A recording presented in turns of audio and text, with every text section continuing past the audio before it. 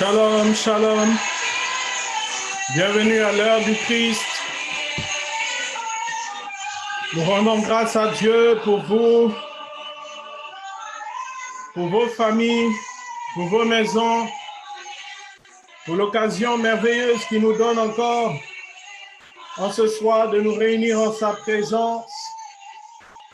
Merci de vous joindre à nous pour cette heure de célébration, pour cette heure de partage de la parole de Dieu, où nous voulons célébrer celui-là même qui a été élevé au-dessus de tout, le Maître et l'unique Seigneur de tout l'univers. Bienvenue à l'heure du Christ. Merci d'inviter, de partager, de commenter. Il est merveilleux. C'est ce que ce chant déclare. C'est un Dieu merveilleux et nous voulons l'adorer.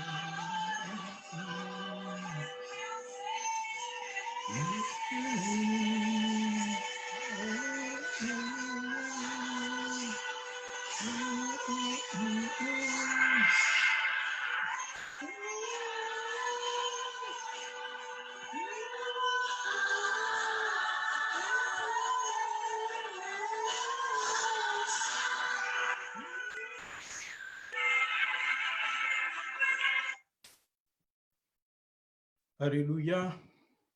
Oui, notre Dieu est merveilleux. Il règne pour l'éternité. Tout vient de lui et tout dépend de lui. Et ce soir encore, nous voulons lui consacrer cette heure. C'est pourquoi, avant de rentrer dans la méditation de ce passage de l'Écriture, nous voulons ensemble baisser la tête et prier.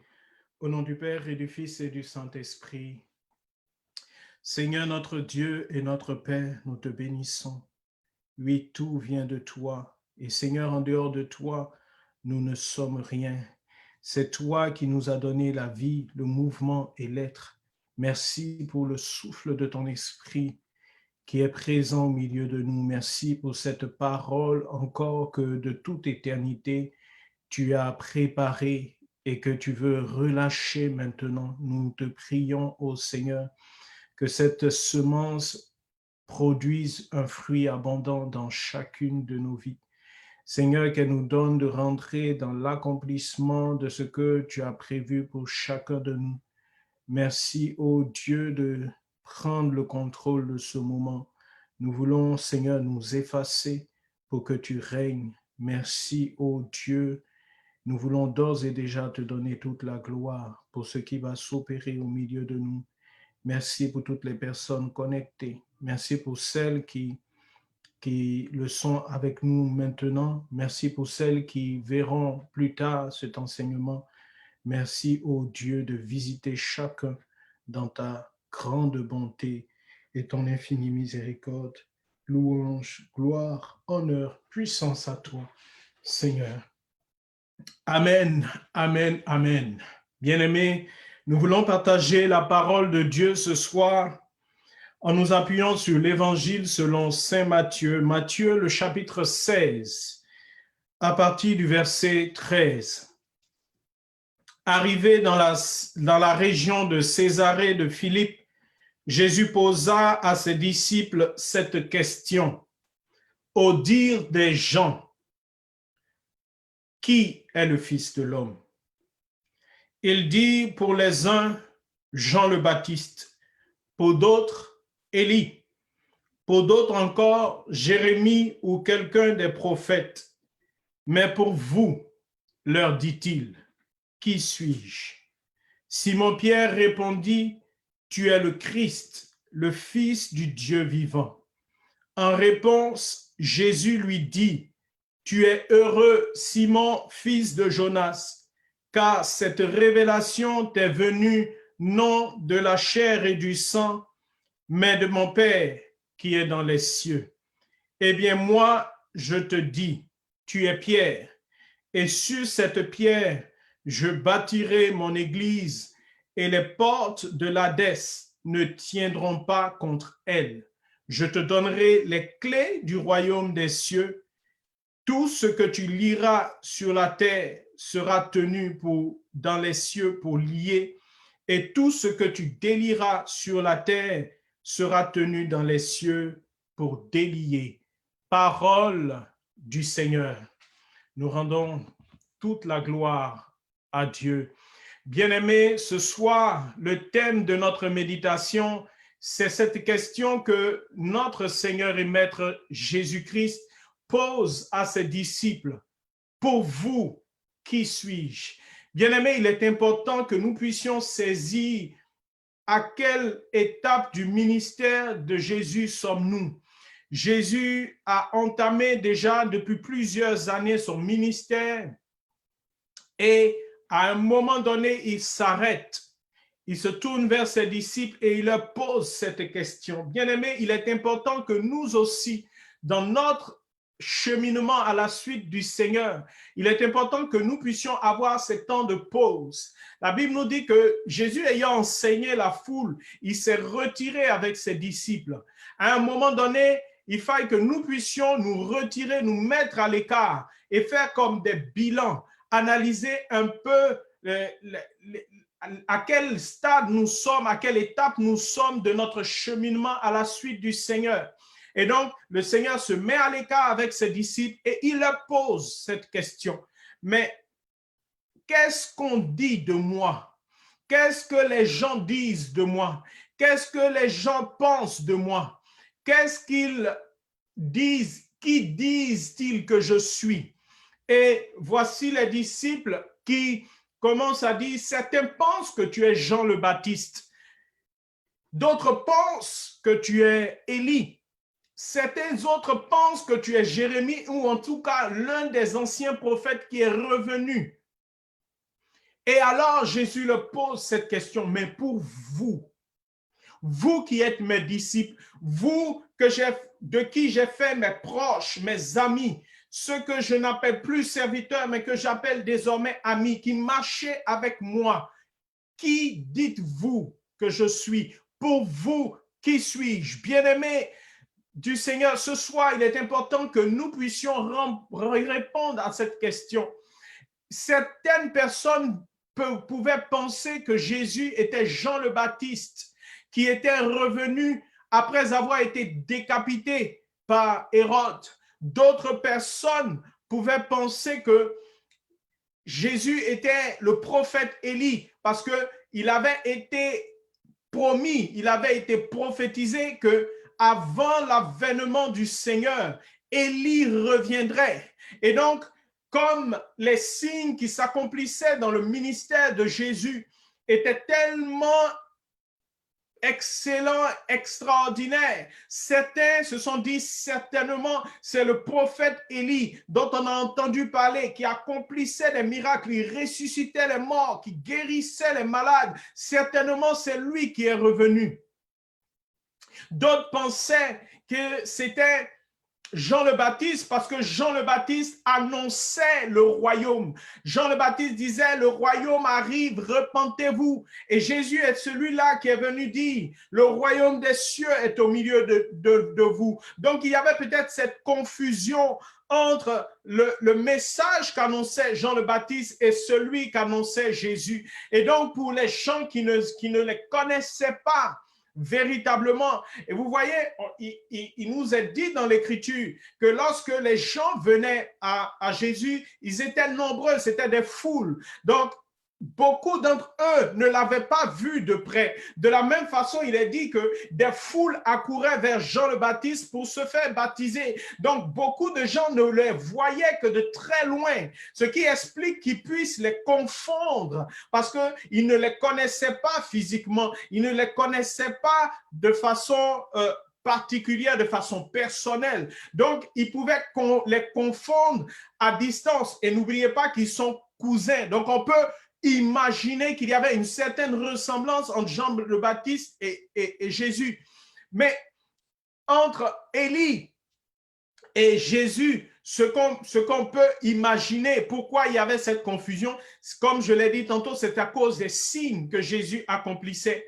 Et d'autres encore pensaient que c'était Jérémie. Jérémie était le prophète de la consolation. Et voilà ce Jésus qui vient et qui dit, heureux ceux qui souffrent, heureux ceux qui sont pauvres de cœur. Donc, il vient avec un enseignement nouveau, un enseignement rempli de miséricorde, un enseignement rempli de consolation.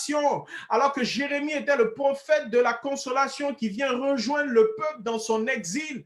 Et voici que Jésus se présente comme celui-là qui n'accuse pas, celui-là qui dit que la miséricorde dépasse la justice. Ce prophète, ce nouveau prophète de l'amour, qui enseigne l'amour, qui révèle le visage d'amour du Père. Et donc, il y avait cette confusion. Et beaucoup se demandaient qui il était réellement.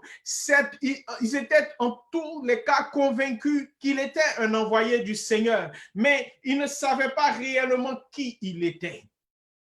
Bien-aimés, nous, aujourd'hui, en tant que disciples du Seigneur, il est important que nous puissions savoir qui est celui avec qui nous marchons, qui est celui que nous suivons, qui est celui dont nous sommes les disciples. C'est pourquoi il a dit, faites de toutes les nations des disciples. Nous ne sommes pas des adeptes d'une religion. Nous sommes les disciples d'un maître. Le disciple connaît son maître. Le disciple entend la voix de son maître. Le disciple reconnaît la voix de son maître. Il est important que nous puissions établir avec lui une véritable relation personnelle. Il dit, ce que je désire, ce n'est pas vous appeler serviteur. Je désire que vous soyez mes amis. Les pharisiens et les scribes avaient des disciples, mais ils ne se sont jamais appelés les amis de leurs disciples.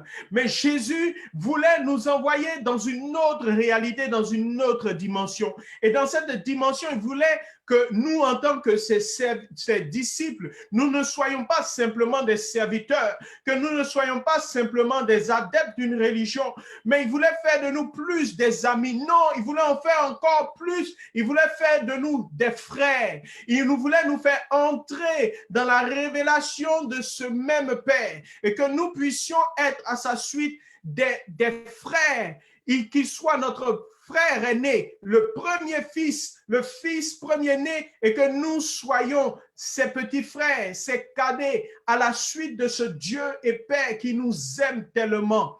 Donc, la relation que Dieu cherche avec nous, ce n'est pas une relation d'adepte d'une religion, ce n'est pas une relation d'adepte d'une philosophie, ce n'est pas une relation de simples personnes qui recherchent un intérêt particulier. Parce que lorsque les gens étaient disciples de pharisiens, c'était pour être reconnus. Lorsque les gens étaient disciples des scribes, c'était pour être reconnus. Mais ce que le Seigneur veut pour nous, et c'est pourquoi Jésus est venu, c'est plus que tout cela, bien-aimés. C'est pourquoi il demande à ceux qui le suivent, mais vous, qui dites-vous que je suis? Bien-aimés, cette question n'est pas anodine, cette question n'est pas facultative, cette question, elle est importante et chacun de nous doit y répondre à un moment donné de sa marche avec le Seigneur. Rappelez-vous, les disciples marchaient déjà depuis plusieurs années avec Jésus. À un moment donné, il l'a trouvé judicieux qu'il puisse s'arrêter pour qu'il puisse leur parler. Parce que ce qui se préparait, c'est que Jésus s'en allait à l'accomplissement de sa venue sur la terre. Et il voulait être sûr qu'avant de quitter la terre, il laisse véritablement des gens qui puissent continuer son œuvre. C'est pourquoi il fallait qu'il soit sûr, qu'il sache qui il est en réalité. Et bien aimé, ce qui est important et l'objectif de cette question, c'est que nous allons voir qu'à la réponse de Pierre, Jésus va faire une déclaration. Pierre va répondre, tu es le Christ, le Fils du Dieu vivant. Et Jésus va dire, ce n'est ni la chair, ni le sang qui t'ont révélé cela, mais c'est mon Père qui est dans les cieux. Et mais à cause de cette révélation que tu as reçue, à cause de cette grâce, de ce privilège que Dieu t'a fait de me reconnaître, tu seras Pierre, et sur cette pierre, je bâtirai mon église. Bien-aimé, ce que ce passage nous montre, c'est que le Seigneur attache une importance capitale à ce que nous fassions une expérience personnelle de notre relation avec lui. Ce que le Seigneur recherche, ce n'est pas des adeptes, je l'ai déjà dit. Ce que le Seigneur recherche, ce n'est même pas des suiveurs. Ce que le Seigneur recherche, c'est des personnes qui le connaissent intimement, d'une manière intime, d'une manière profonde, parce que de cette connaissance découle une réalité. Parce que le Seigneur, il l'a dit, il est venu annoncer le royaume. Il voulait nous faire entrer dans cette réalité du royaume. Et tant que nous n'avons pas saisi par la révélation de l'Esprit ce que constitue ce royaume, nous ne pouvons pas y avoir part. Et pour lui, le plus important, c'est que nous puissions avoir accès au royaume. Le message que Jésus annonçait, ce n'était pas un message de prospérité, ce n'était même pas un message de guérison, même s'il accomplissait des miracles, même s'il accomplissait des guérisons, même si sa volonté était que tous soient guéris, tous soient renouvelés, mais il voulait faire entrer toute l'humanité dans le royaume éternel de gloire du Père. C'est pourquoi la question de savoir qui est Jésus est capitale pour chacun de nous. Et voici la réponse que Pierre a donnée. Pierre a dit, tu es le Christ, le Fils du Dieu vivant. Bien-aimé, il est important que nous puissions nous asseoir et nous poser la question, mais qui est véritablement Jésus dans chacune de nos vies? Comment est-ce que nous l'avons rencontré? Qu'est-ce qu'il représente réellement pour nous? Parce que de cette révélation dépend le niveau d'excellence, le niveau de gloire dans lequel nous allons exercer au sein du royaume de Dieu. Il est important que nous sachions avec qui est-ce que nous marchons. Jésus-Christ est le roi des rois et le Seigneur des seigneurs. Le Christ, ce n'est pas le deuxième nom de baptême de Jésus. Voyez, un jour, les disciples se retrouvent dans la barque et il se lève une tempête. Jésus dort et tout le monde est apeuré alors qu'il y a de grands pêcheurs, des habitués de la mer, des habitués de l'eau, comme Pierre, des experts en navigation maritime. Pourtant, ils sont paniqués, apeurés, parce qu'ils savent que un tel déchaînement va certainement les emporter. Donc, ils accourent et commencent à réveiller Jésus. Mais tu ne vois pas que nous sommes en train de périr. Tu ne vois pas que nous sommes en train de mourir. Tu ne vois pas que nous sommes perdus. Et Jésus se réveille. La Bible dit qu'il tourne son regard vers la tempête, le vent et la mer. Et d'un simple signe, silence, tais-toi. Et le calme se fit. Et la question qui va jaillir des disciples, des cœurs des disciples, c'est, mais qui est-il, celui-là à qui même le vent et la mer obéissent? Bien-aimés, tant que nous n'avons pas répondu à cette question, l'histoire, ce que nous lisons dans l'Écriture, peut représenter pour nous une simple légende.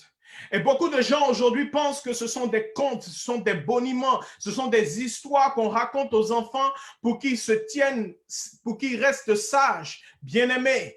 Celui dont la Bible parle, celui que les Saintes Écritures annoncent depuis des siècles, il est vivant, il est réel. C'est une réalité. Ce n'est pas une histoire inventée par les hommes. C'est une personne vivante. Il est le Dieu de tout l'univers. Celui-là même qui possède tout l'univers. Celui par qui toutes choses sont. Celui qui donne vie à tout l'univers, aux arbres, à celui par qui toute chose a été suscitée. Il est vivant, il est réel. Ce n'est pas une histoire, ce n'est pas une légende. Et c'est pourquoi il est important que nous puissions savoir en qui est-ce que nous avons réellement mis notre confiance. Bien-aimés, des gens comme Nicodème avaient compris qu'il y avait quelque chose qui leur échappait. Pourtant, la Bible dit qu'il était docteur de la loi. Mais il dit, non, on m'a enseigné des choses, mais je réalise qu'il y a des choses que je ne sais pas. Et quand je te vois, l'autorité avec laquelle tu parles, la façon dont tu opères des miracles, certainement Dieu est avec toi.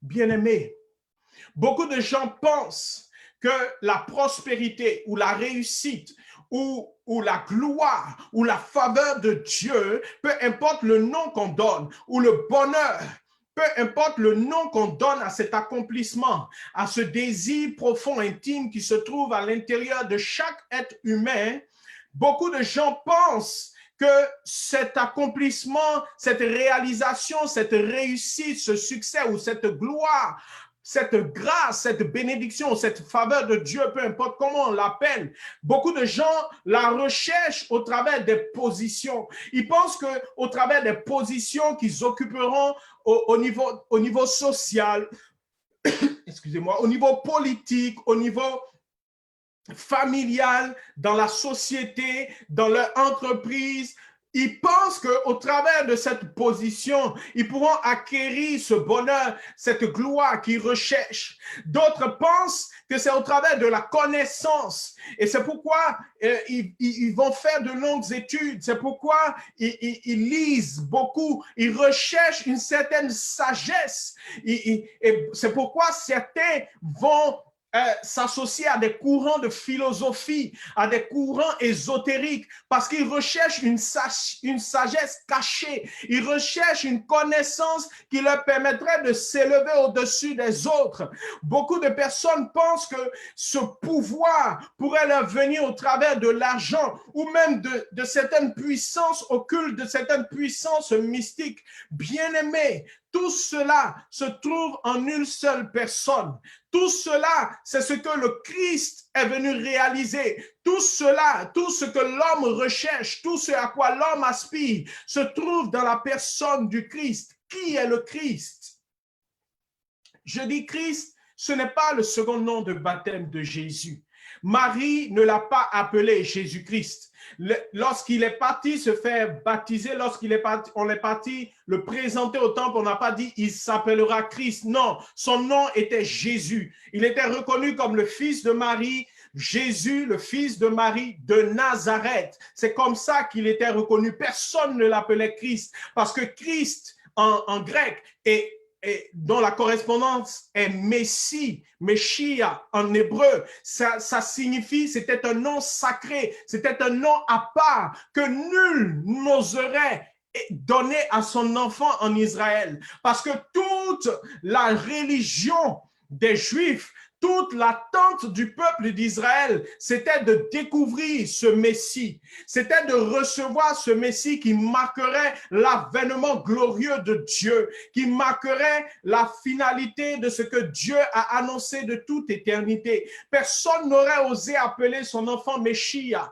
Personne n'aurait appelé son enfant le Messie. Messie n'était pas un nom qui pouvait être attribué. Jésus, qui signifie Dieu sauve, Yeshua, était un nom courant. C'était un nom de tout temps avant que Jésus ne naisse. C'était Josué, c'était Yehush. Tout cela, ça avait la même signification. Dieu sauve. C'était comme une promesse. C'était comme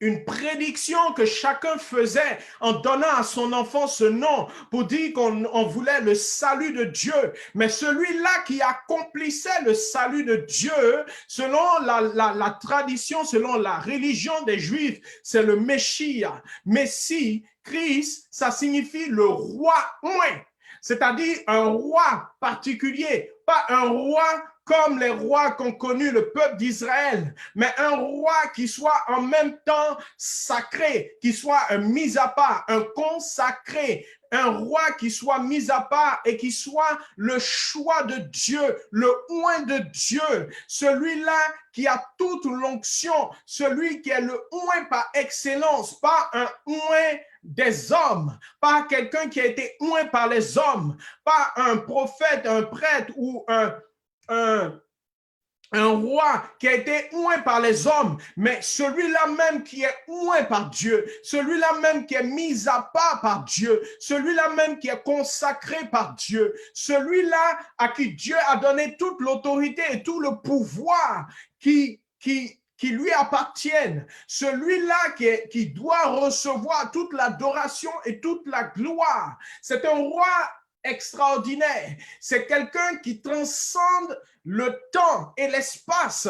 C'est quelqu'un en qui Dieu a mis tout son caractère, à qui Dieu a donné toute son influence, toute sa puissance, toute son autorité, toute sa souveraineté et toute sa royauté. Ce nom Christ, c'est un titre de gloire. L'apôtre Paul nous en parle lorsqu'on lit Philippiens, le chapitre 2, les versets 6 à 11. On nous dit que Christ, lui qui était de condition divine, il s'est dépouillé lui-même. Il a mis à part tout ce qui faisait de lui Dieu. Il a mis à part ses attributs divins et il s'est abaissé pour devenir un serviteur, pour devenir l'un de nous, pour devenir un simple homme au travers de son incarnation. Mais il est allé plus loin dans son incarnation. Il est allé se sacrifier. Il a donné sa vie et au travers de cet abaissement qu'on appelle en théologie la kénose, au travers de cet abaissement, à cause de cet abaissement, Dieu l'a souverainement élevé et lui a donné le nom qui est au-dessus de tout nom. Le nom qui est au-dessus de tout nom, ce n'est pas Jésus. Le nom qui est au-dessus de tout nom, c'est Christ. C'est ce nom qui a été réservé de toute éternité. Ce nom glorieux, ce nom excellent qui a été réservé de toute éternité, ce nom-là, Christ l'a acquis à cause du sacrifice qu'il a accompli à la croix. La Bible nous dit que le jour de la résurrection, lorsque Marie-Madeleine tente de s'approcher de Jésus, il lui dit non. Ne me touche pas, parce que je ne suis pas encore monté vers le Père, vers mon Père et votre Père. Et donc, pourtant, quelques passages plus tard, on voit les disciples qui touchent. On voit Thomas que nous avons célébré cette semaine à qui Jésus dit « touche-moi ». Ça veut dire qu'entre le moment, le matin de la résurrection, où Marie-Madeleine voit Jésus, et le moment où après, il se représente aux disciples et il dit à Thomas de le toucher, entre ces deux moments, Jésus est monté vers le Père. Et lorsqu'il monte vers le Père, qu'est-ce qui s'accomplit? Le livre de l'Apocalypse nous le dévoile.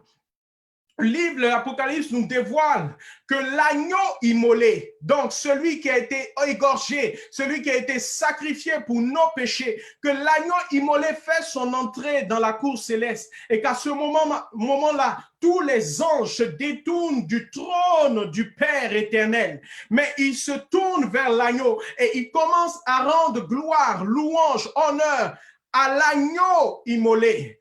Et il élève digne est l'agneau immolé de recevoir gloire et honneur, splendeur et gloire, souveraineté, majesté pour les siècles des siècles.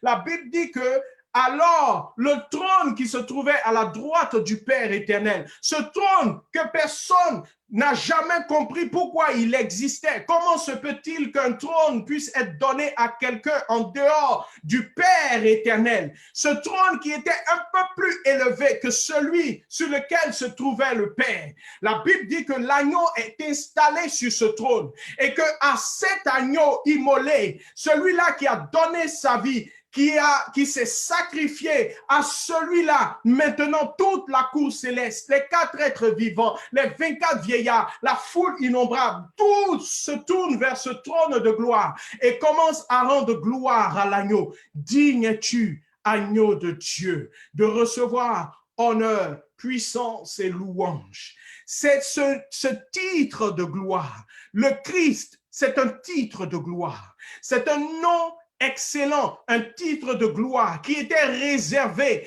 à celui qui devait accomplir à la perfection la volonté de Dieu. Quand le psalmiste dit, mais qui enverrai-je? C'est le Fils éternel qui se présente. Il dit, me voici, Père, je viens pour faire ta volonté. Et c'est cela que Jésus vient accomplir par son incarnation, par sa passion à la croix et au travers de sa résurrection. Il accomplit ce que le Seigneur, le Père éternel, voulait réaliser pour toute humanité, au travers duquel il voulait donner le salut.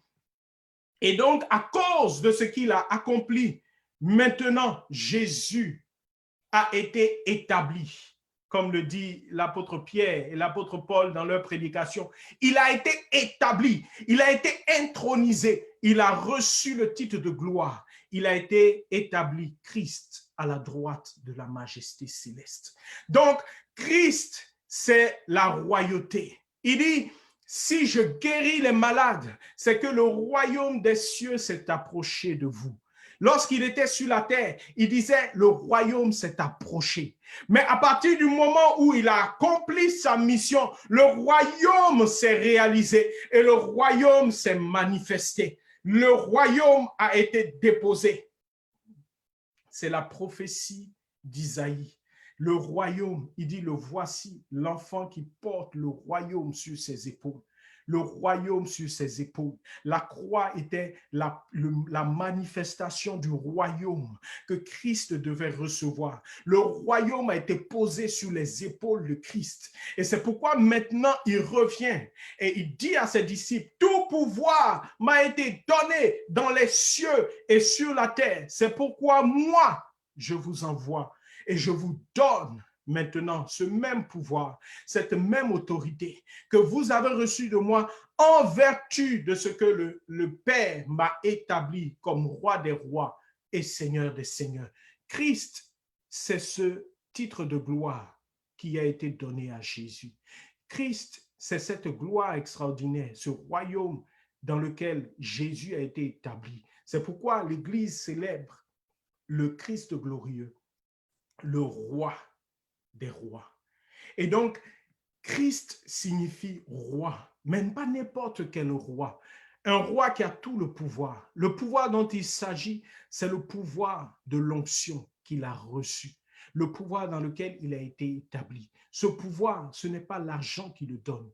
Ce pouvoir, ce n'est pas la puissance mystique ou occulte. Peu importe les sacrifices, peu importe les incantations, peu importe les exercices spirituels qui vous seront donnés dans je ne sais quelle loge ésotérique, rien ne peut surpasser le pouvoir et l'autorité qui ont été remises à Christ. La connaissance dont il s'agit, ce n'est pas une connaissance acquise, c'est une connaissance révélée. Et cette connaissance, cette révélation, même concernant la parole de Dieu, même concernant les Écritures, elle ne vient que par l'Esprit qui a oint Jésus pour faire de lui le Christ. Et cette onction, cette révélation nous est donnée par le Père dans l'Esprit Saint. Et cette révélation, c'est tout, cette royauté, cette révélation, ce pouvoir, cette autorité nous est donnée lorsque nous entrons dans cette nouvelle relation avec le Père au travers de Christ, pas au travers de Jésus. Jésus, vous et moi, nous ne l'avons pas connu. Nous devons avoir la révélation de qui est le Christ. Et toutes les personnes qui ont rencontré Jésus au travers de son ministère étaient ces personnes-là qui aspiraient à quelque chose de plus grand.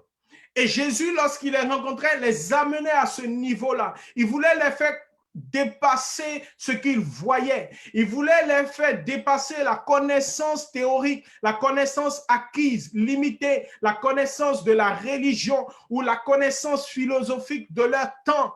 Nicodème croyait à toute la loi qu'il avait appris. Jésus lui dit non, ce que tu connais, ce que tu enseignes, tu vois, tu te rends compte toi-même que ce que tu enseignes n'est pas la réalité. Dieu est plus grand que ce que tu enseignes dans ta religion.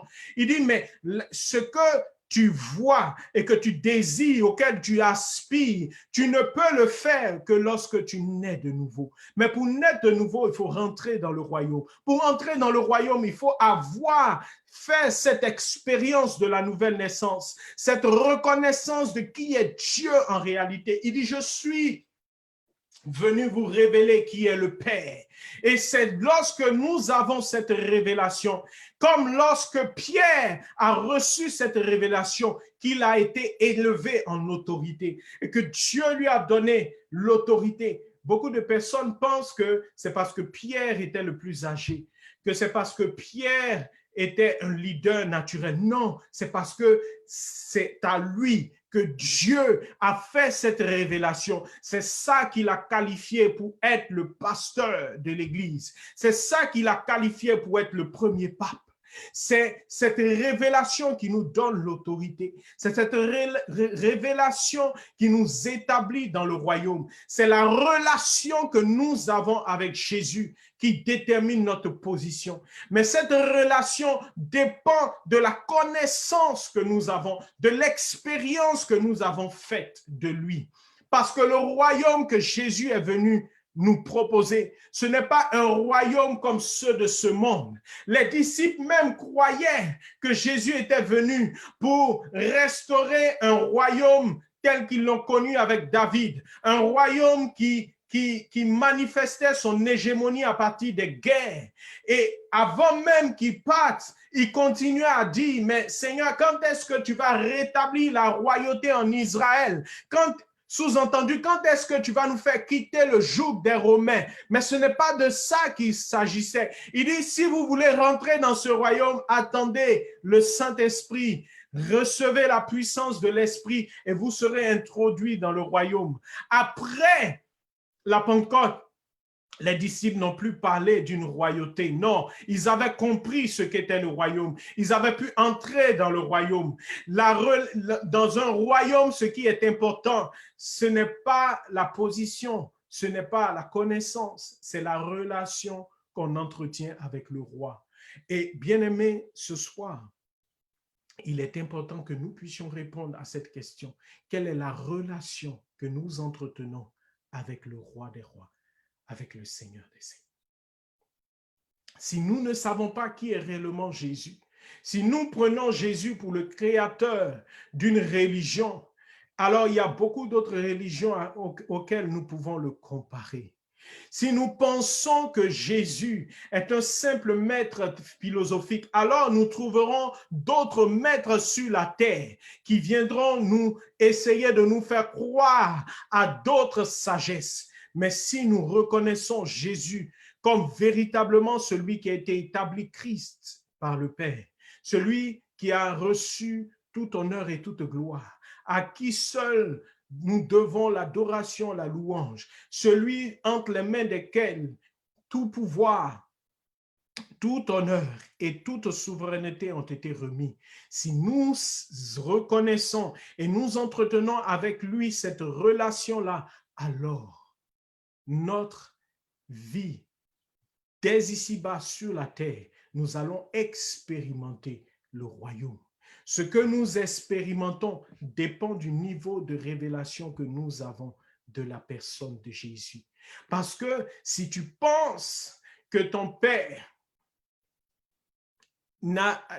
si tu penses que ton père détient 100 $, tu n'oseras jamais lui demander quelque chose de 1000 $. Mais si tu es convaincu que ton père détient toute la richesse de tout l'univers, alors tu n'auras aucune crainte à élever vers lui toute demande. Et le niveau de révélation que nous avons de la personne du Christ détermine le niveau dans lequel nous allons exceller, exercer ici-bas sur la terre. Le royaume que Jésus-Christ est venu nous présenter, il dit, si mon royaume était de ce monde, mes serviteurs combattraient pour moi. Mais le royaume qu'il est venu nous présenter est un royaume d'amour, est un royaume de miséricorde, est un royaume d'humilité. Et c'est pourquoi lui-même, en tant que roi des rois, il s'est fait le serviteur. C'est un royaume de service, là où on est élevé en servant les autres. C'est pourquoi le pape signe serviteur des serviteurs. Parce que la position, parce que le fait d'être pape, c'est que Dieu nous a établis comme serviteurs de toute l'Église. Et lorsque nous sommes mis dans une position de responsabilité, c'est pour servir les autres. Et c'est cette révélation qui permet à l'Église d'être ce qu'elle est depuis des millénaires.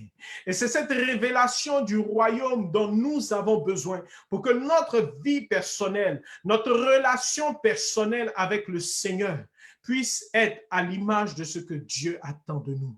Si nous considérons véritablement le Père comme notre Père, alors notre foi repose sur d'autres ressorts que de simples ressorts psycho-émotionnels. Non, notre foi dépend du roi des rois, de celui que Dieu a établi, Christ. Celui qui m'a vu a vu le Père. Si nous avons vu le Christ, alors nous réalisons qui est le Père. Et quel amour puissant, merveilleux, infini, le Père a déployé et manifesté au travers de Jésus-Christ parce que nous avons du prix à ses yeux. Lorsque nous retrouvons, lorsque nous faisons cette expérience et nous réalisons et nous avons la révélation de ce Christ dans notre vie, alors notre vie spirituelle prend une toute autre dimension. Bien-aimé, ce soir, il est important que tu puisses répondre à cette question. Qui est Jésus pour toi? Quel Jésus as-tu rencontré? Si tu réalises que ta vie spirituelle, comme tourne en rond, si tu réalises que tu n'as pas atteint la plénitude, le bonheur que tu recherches, cette paix que seul Dieu est capable de te donner, si tu réalises qu'il y a encore trop de choses dans ta vie qui ne correspondent pas à la réalité, à la vision que tu as du royaume, c'est que tu ne l'as pas véritablement encore rencontré. La femme samaritaine croyait à un Dieu qui s'adorait sur le mont Garizim. Jésus lui a dit, vous adorez ce que vous ne connaissez pas. Zachée pensait qu'avec de grands biens, il serait apprécié et aimé. Mais lorsqu'il a rencontré Jésus, il a compris que l'amour, c'était une personne et que l'appréciation qu'il recherchait se trouvait en cette personne. À partir de ce moment, les nombreux biens qu'il avait n'avaient plus aucune importance. C'est pourquoi il a pu les donner. Lorsque cette femme a déversé ce parfum, Cette femme pécheresse a déversé ce parfum de grand prix sur les pieds de Jésus. Elle a réalisé que ce en quoi elle mettait tout son espoir, ce pour lequel elle était capable de se prostituer, que ce parfum de grand prix selon les hommes ne valait rien à côté de la gloire inestimable de Christ qui était devant elle. Bien-aimés, toutes les personnes qui ont rencontré Jésus et qui ont expérimenté un niveau de foi, ce sont ces personnes qui ont reconnu en lui le roi des rois. Le centurion romain qui vivait dans un royaume, qui avait une mentalité du royaume, lorsqu'il a vu Jésus, il lui a dit, viens au secours de mon serviteur qui est malade. Jésus a dit, je vais venir le guérir. Il lui a dit non, parce que lui savait que la parole du roi, comme le dit Ecclésiaste chapitre 10 au verset 15, la parole du roi est puissante et efficace. Il dit non, parce que moi-même qui ne suis qu'un simple centurion, qui est 100 hommes sous mon autorité, il suffit que je dise quelque chose et mes soldats obéissent. Mais puisque toi, ton royaume dépasse notre entendement, je crois qu'il te suffit de dire un mot pour que la situation de mon serviteur soit changée. La révélation que ce centurion avait de qui était le Christ est parfois plus grande que celle que nous avons. Bien-aimé, ce soir, je veux que tu te poses cette question et que tu puisses donner une réponse au Seigneur pour qu'il puisse te faire rentrer dans le royaume du repos, qu'il te fasse entrer dans cette position où tu ne t'inquiètes plus parce que tu sais avec qui est-ce que tu marches. Jésus est venu pour nous donner la vie éternelle. Cette vie se trouve dans le Fils. 1 Jean chapitre 5. Celui qui a le Fils a la vie. Celui qui n'a pas le Fils n'a pas la vie. Ce royaume de gloire, cette vie éternelle que le Seigneur est venu nous donner, elle se trouve en Jésus le Christ, pourvu que nous le reconnaissions pour ce qu'il est en réalité. Lorsque nous avons rencontré effectivement le Christ, lorsque nous suivons effectivement le Christ, lorsque nous donnons effectivement notre vie au Christ, lorsque nous marchons effectivement à la suite du Christ, nous expérimentons la prospérité, la vie dans tous les domaines et les aspects de notre existence. Ce soir, ma prière pour nous, c'est que nous puissions nous laisser rejoindre par le Seigneur. Que nous puissions nous laisser visiter, nous laisser rejoindre par le Saint-Esprit qui désire nous révéler, celui-là même qui a donné sa vie pour nous. Bien-aimé, ce soir, je veux que tu réalises, que tu te rendes compte, que tu prennes conscience de là où tu en es dans ta relation avec le Seigneur. Qui est-ce que tu as rencontré? Je ne demande pas si tu as été baptisé. Je ne demande pas si tu as fait la catéchèse. Je demande quelle est la relation que tu entretiens avec Jésus. Je demande, est-ce que tu as rencontré le Christ? Je demande, est-ce que réellement tu lui as donné ta vie? Alors ce soir, nous allons prier. Et ma prière, c'est que le Christ puisse se révéler à chacun de nous. Ma prière, c'est que pendant que tu as la tête baissée maintenant, que tu réalises quelle est la faveur et l'insigne honneur que le Seigneur t'a fait d'être encore en vie pour pouvoir entendre ce message, cette bonne nouvelle du salut. Et ce soir, je voudrais t'inviter à accueillir cette bonne nouvelle. Oui, ce salut, il est gratuit. Parce que Christ a déjà accompli le sacrifice qui nous réconcilie avec le Père, le sacrifice par lequel nous sommes introduits dans le royaume. Nous n'avons pas à accomplir quoi que ce soit. Nous n'avons qu'à exprimer notre volonté de recevoir ce salut. C'est pourquoi je voudrais t'inviter, toi qui, en écoutant ce temps, as réalisé que tu n'avais pas encore véritablement rencontré le Seigneur. Toi qui as réalisé que tu te faisais une fausse,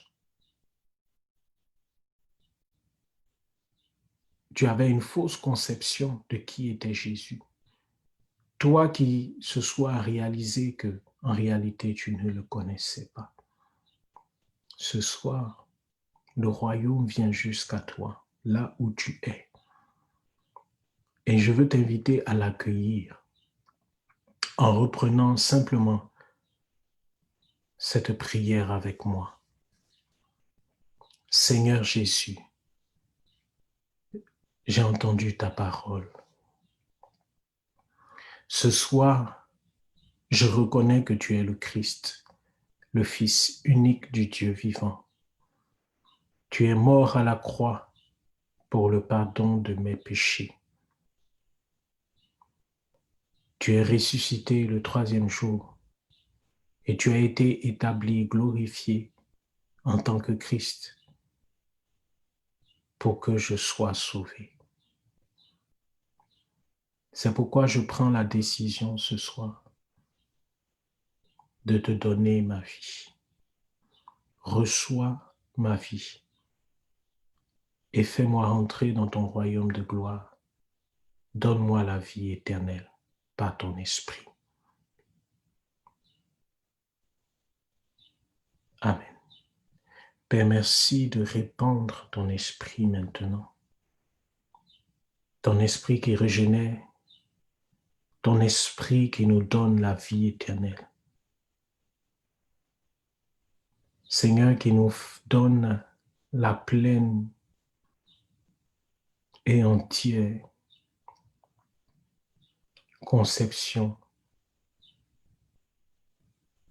qui nous donne de pouvoir reconnaître effectivement le Christ dans nos vies, de pouvoir l'accueillir et le laisser vivre au travers de nos vies.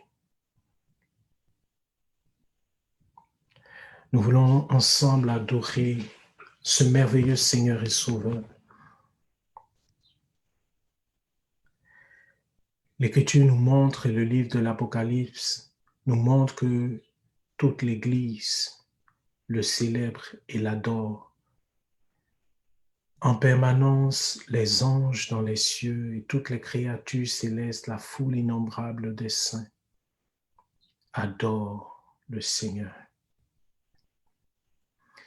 Digne es-tu, agneau de Dieu. Digne es-tu, agneau de Dieu. Tous les anges ensemble acclament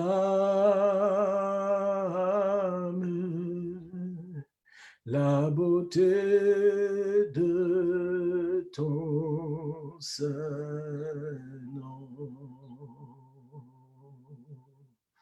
Dieu de gloire, je t'adore.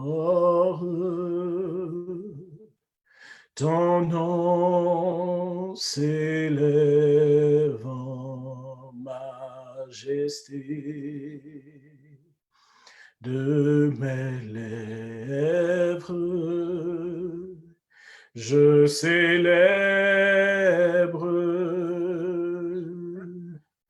ta puissance, ta gloire, ton autorité. Digne es-tu, agneau de Dieu. Digne es-tu, agneau de Dieu.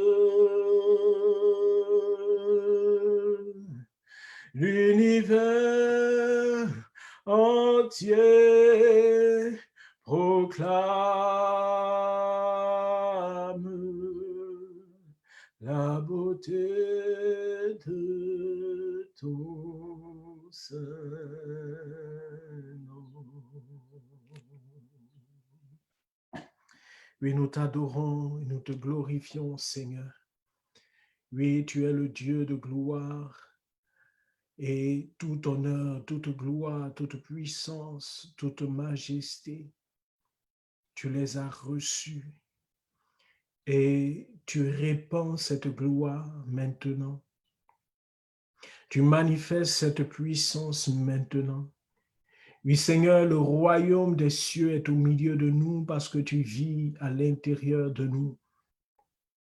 Et tu dis que lorsque le royaume est présent, si les démons sont chassés, si les malades sont guéris, c'est que le royaume des cieux est au milieu de nous. C'est pourquoi nous n'avons pas honte et nous n'avons pas peur d'élever la voix pour demander au Seigneur que tu agisses dans nos vies. Nous n'avons pas honte du salut que tu nous as obtenu, un salut plein, entier et total. Nous n'avons pas honte, Seigneur, de proclamer que tu es un Dieu d'amour, un Dieu bon et miséricordieux, qui ne se réjouit pas à la souffrance de ses enfants. Nous n'avons pas honte de prier pour demander la guérison des maladies, parce que, Seigneur, tu ne t'es pas sacrifié pour que nous puissions souffrir. L'Écriture dit que tu t'es chargé à la croix de toutes nos maladies, de toutes nos infirmités. Et Seigneur, ce soir, je te rends grâce, Seigneur, de ce que ce moment que nous sommes en train de vivre est totalement paisible et il n'y a aucune agitation liée à une excitation psychosomatique. Seigneur, non. Nous voulons simplement présenter le Dieu d'amour et de bonté que tu es. Et nous voulons simplement te demander de rejoindre tes enfants qui t'écoutent et qui sont maintenant, qui lèvent leurs yeux vers toi et qui attendent leur salut, qui attendent de toi le secours. Seigneur, nous voulons simplement te demander d'étendre ta main de bonté et de miséricorde pour toucher tous tes enfants. Seigneur, tu connais chacun avec ses besoins, tu connais chacun avec ses attentes et ses aspirations. Mais Seigneur, au-delà de tout, nous croyons que tu es le souverain maître de nos vies. Et c'est pourquoi nous dépendons totalement de toi. C'est pourquoi nous nous soumettons totalement à ta volonté. Et Seigneur, nous voulons, Seigneur, que tu manifestes ta volonté, que tu manifestes ton amour, ta bonté pour tes enfants qui nous suivent maintenant. Et que tu nous touches, Seigneur, dans chacune de nos réalités. Seigneur, tu sais ce dont chacun de tes enfants a besoin. Et Seigneur, merci pour cette personne que tu rejoins, qui se trouve dans la ville de Québec, que tu rejoins et que tu viens, Seigneur, guérir dans son âme, guérir dans son être. Seigneur, cette personne qui était malade et qui souffrait atrocement dans son corps, que tu viens simplement de visiter et de restaurer totalement. Seigneur, tu viens de faire disparaître cette douleur, que cette personne, cette douleur qui était comme handicapante et qui empêchait ton enfant de se mouvoir normalement. Pour que la personne dont il s'agit se reconnaisse, tu souffrais d'une douleur atroce au dos, Je pense qu'on t'avait diagnostiqué un problème au nerf sciatique et le Seigneur vient de te guérir. Il t'a totalement restauré et cette douleur a totalement disparu. Et à cause de cette douleur, tu étais obligé d'utiliser comme une canne pour pouvoir marcher, pour pouvoir te déplacer.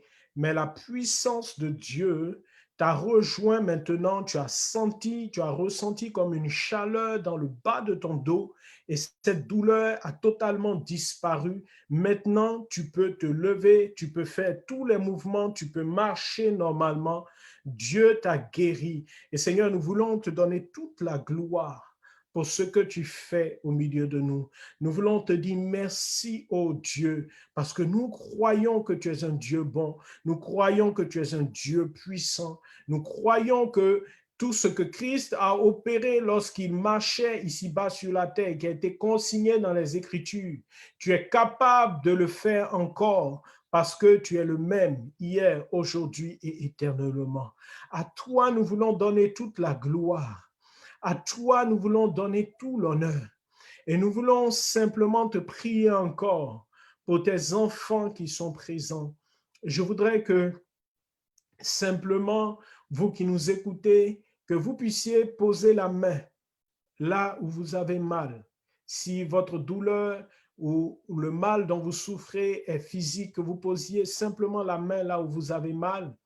Si votre besoin est de l'ordre émotionnel, vous posez simplement la main sur votre cœur. Mais quelle que soit l'intention que vous portez, si c'est une autre intention d'un autre ordre, vous posez simplement la main sur la tête pour établir comme un point de contact pour la manifestation de la grâce de Dieu. Et nous prions ensemble, Seigneur Dieu de gloire. Nous voulons simplement demander que tu dises un mot pour que la situation de tes enfants soit changée. Nous croyons que tu es le roi des rois et que tu as toute autorité dans tout l'univers. Et que Seigneur, tu es capable de changer nos situations d'une simple parole. Père, maintenant agis par la puissance de ton esprit. Envoie le feu pour la restauration, pour la guérison de tes enfants.